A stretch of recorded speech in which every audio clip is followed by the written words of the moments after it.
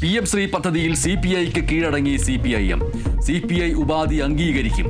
കരാറിൽ നിന്ന് പിന്മാറുന്നുവെന്ന് കേന്ദ്രത്തിന് കത്തയക്കും. തീരുമാനം CPIM അവൈലബിൾ സെക്രട്ടേറിയറ്റ് യോഗത്തിൽ. നവംബർ 2-ന് ഇടതുമുന്നണി യോഗം ചേരാനും തീരുമാനം.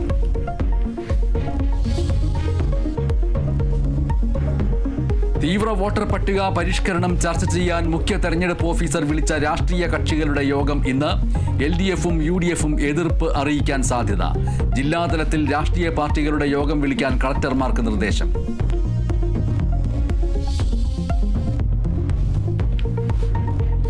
ശബരിമല സ്വർണ്ണക്കവർച്ചയിൽ പ്രതികളായ മുരാരി ബാബുവിനെയും ഉണ്ണികൃഷ്ണൻ പോറ്റിയെയും ഒന്നിച്ചിരുത്തി ചോദ്യം ചെയ്യാൻ പ്രത്യേക അന്വേഷണ സംഘം.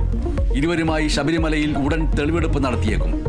ബെല്ലാരിയിൽ നിന്നടക്കം പിടിച്ചെടുത്ത സ്വർണം റാന്നി കോടതിയിൽ ഹാജരാക്കി പ്രത്യേക അന്വേഷണ സംഘം. ഹാജരാക്കിയത് 608 ഗ്രാം സ്വർണം.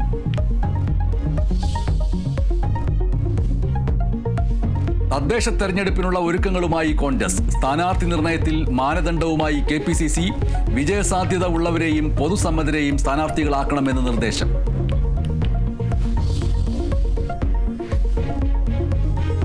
മോൻത ചുഴലിക്കാറ്റിൽ ആന്ധ്രയിൽ കനത്ത നാശം. ഒരു മരണം റിപ്പോർട്ട് ചെയ്തു. 1.5 ലക്ഷത്തോളം ഹെക്ടറിലെ കൃഷി നശിച്ചു. തീരപ്രദേശങ്ങളിൽ കനത്ത മഴ. ഒഡീഷയിലെ തെക്കൻ ജില്ലകളിൽ നിന്ന് ആളുകളെ ഒഴിപ്പിച്ചു. കേരളത്തിൽ ഇന്ന് ഇടിമിന്നലോടുകൂടിയ മഴയ്ക്ക് സാധ്യത. 8 ജില്ലകളിൽ മഞ്ഞ മുന്നറിയിപ്പ്.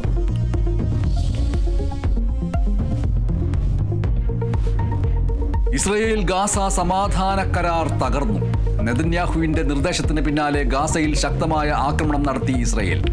33 പേർ കൊല്ലപ്പെട്ടതായി റിപ്പോർട്ട്. ഹമാസ് സമാധാന കരാർ ലംഘിച്ചുവെന്ന് ഇസ്രയേൽ പ്രധാനമന്ത്രി. ഇന്ത്യ-ഓസ്ട്രേലിയ T20 പരമ്പരയ്ക്ക് ഇന്ന് തുടക്കം. മത്സരം ഉച്ചയ്ക്ക് 1:45-ന് കാൻബറയിൽ. സഞ്ജു സാംസൺ മികച്ച പ്രകടനം തുടരുമെന്ന പ്രതീക്ഷയിൽ ആരാധകർ. വനിതാ ക്രിക്കറ്റ് ലോകകപ്പ് സെമിയിൽ ഇംഗ്ലണ്ട് ദക്ഷിണാഫ്രിക്ക പോരാട്ടം.